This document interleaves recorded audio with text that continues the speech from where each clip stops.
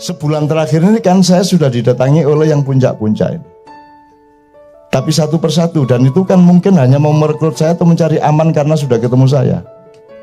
Gitu. Nah saya tidak mau, karena kalau mau ketemu bareng semuanya.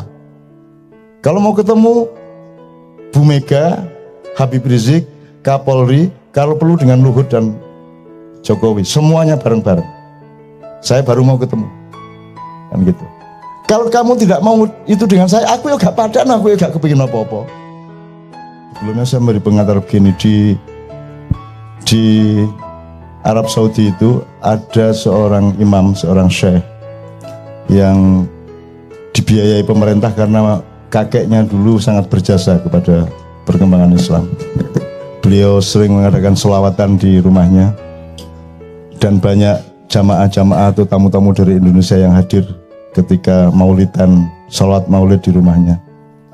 Ini saya cerita aja. Beliau ini kalau ingin nasihat dari Rasulullah SAW, beliau selalu mencoba melakukan syar'i sholatnya, sholat khusus untuk bertemu Rasulullah itu sampai hari ini belum pernah berhasil. Sehingga kalau beristikharah itu beliau belum pernah berhasil untuk mencapai satu kualitas kebersihan dan kesucian hidup untuk bisa bertemu dengan Rasulullah.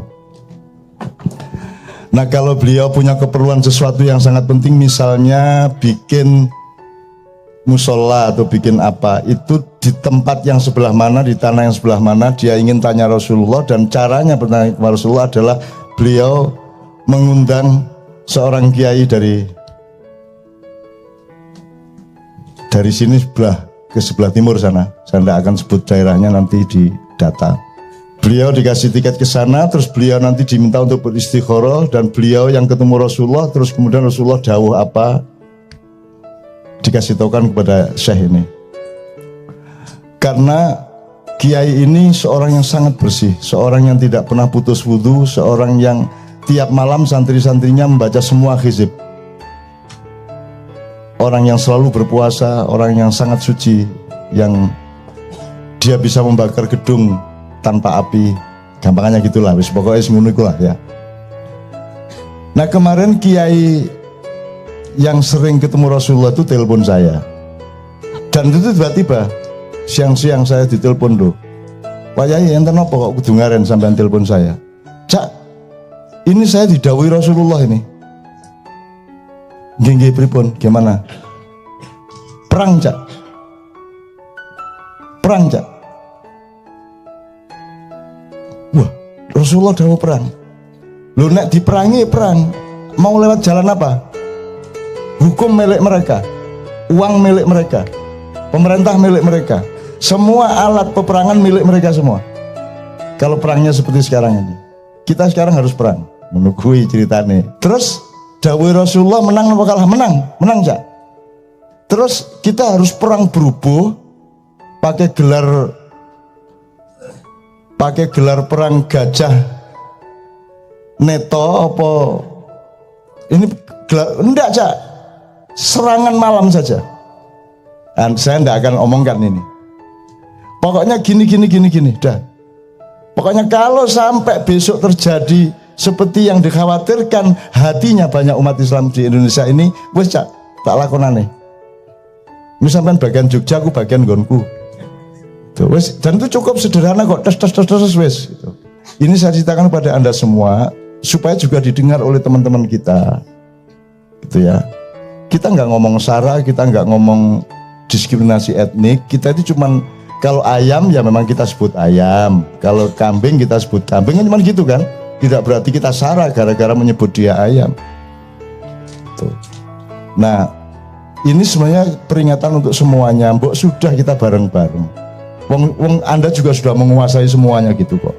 Ini negara kan perusahaan, kekuatannya kan pada modal nomor satu, tidak pada perangkat politik. Perangkat politik kan cuma alat untuk penguasaan, untuk menerapkan modal-modal itu di mana-mana, dan semua kan sudah milik Anda ini. Sepak bola aja sudah Anda masuki kok. Keraton Jogja aja sudah Anda masuki, semua sudah milik Anda. Anda masih kurang apa lagi? Anda seperti api yang membakar seluruh Indonesia nanti suatu hari. Mbak sudah sekarang bareng-bareng omong-omong dialog. Ini saya ingin beliau nanti ngomong mengenai dialog. Dialog, duduk bersama seperti saya tulis tadi di Kompas, duduk bersama orang-orang tua bareng-bareng untuk menyelamatkan. Wong kita juga menerima semua kok selama ini, kok kapan umat Islam menindas orang lain? Penggawean wong Islam kan ditindas terus toh. Islam kan tidak punya bakat untuk menindas, bakatnya itu ditindas. Nggak begitu pinter menipu, kalau ditipu itu pinter banget. Gitu loh. Kita juga tidak terbiasa mencari ingin menjadi pemimpin, enggak. Yang kita juga tidak belajar untuk memilih pemimpin dan seterusnya lah, teman sekalian. Jadi saya ingin juga mengatakan, Mbok dipikir lagi semua ini, dipikir lagi, ayo duduk bareng, jangan semua diambil. Sebab tetap bukan hakmu, nanti kamu berhadapannya dengan tidak dengan kami loh. Kita ini bukan penghuni tunggal di Indonesia. Kita ini bukan makhluk satu-satunya yang diberi hak untuk tinggal di bumi. Ada banyak yang lain. Ada banyak hal yang tidak kalian ketahui dan juga mungkin tidak aku ketahui. Tapi aku meyakininya kalian tidak. Kalian akan kaget nanti oleh adegan-adegan, oleh ajal. Idza jaa ajaluhum la yastakhiruna sa'a wala yastaqdimun. La yastaqdimun.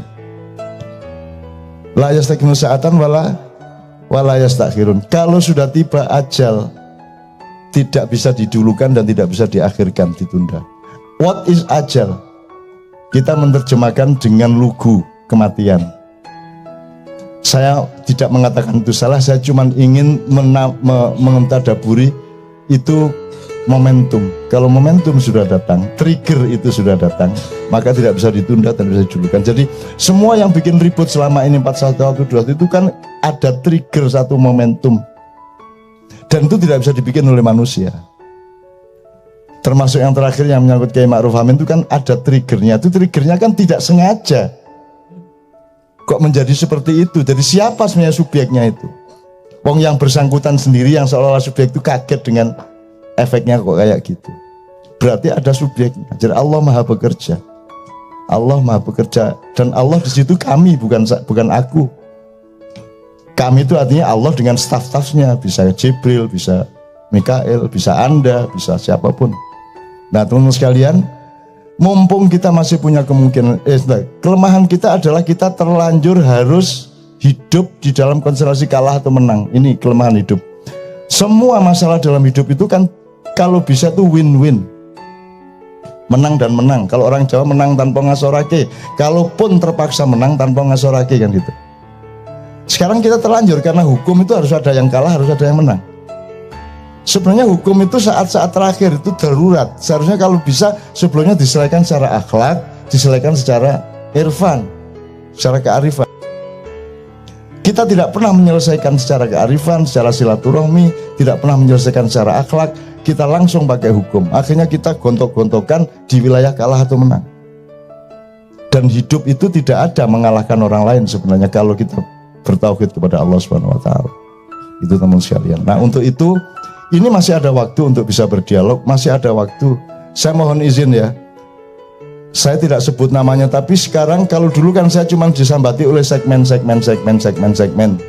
Eselon segini. Di wilayah-wilayah kerja yang bermacam-macam dari bangsa dan pemerintahan kita. Sebulan terakhir ini kan saya sudah didatangi oleh yang puncak-puncak ini. Tapi satu persatu, dan itu kan mungkin hanya mau merekrut saya atau mencari aman karena sudah ketemu saya. Gitu. Nah, saya tidak mau, karena kalau mau ketemu bareng semuanya. Kalau mau ketemu Bu Mega, Habib Rizik, Kapolri, kalau perlu dengan Luhut dan Jokowi, semuanya bareng-bareng. Saya baru mau ketemu. Kan gitu. Kalau kamu tidak mau itu dengan saya, aku ya gak padan, aku ya gak kepingin apa-apa. Saya ini hidup ini gak kepencil tahu karo dunia itu. Allah mengatakan dunia aku bikin indah di mata orang-orang kafir, betul enggak? Dan aku khawatir menjadi orang kafir karena terlalu terpesona kepada dunia ini. Kan gitu. Maka saya bukan tidak menikmati dunia, tapi saya tidak akan tersandera, tidak akan dipenjara oleh dunia. Jadi aku ini enggak apa-apa, aku diem aja enggak apa-apa, aku enggak jadi apa-apa, enggak apa. Saya juga dianggap enggak ada ya enggak apa-apa. Wong saya aslinya yang ada tuh Allah kok. Kan saya cuma diada-adakan sebentar untuk ganggu-ganggu sampean. Aslinya saya enggak ada. Masa saya ada? Enggak masuk akal bahwa saya ada. Yang masuk akal ada hanya satu, yaitu Allah Subhanahu wa ta'ala. Kalau ada yang lain selain Allah, itu berarti Allah mengada-adakan untuk sementara waktu selama outbound tadi itu.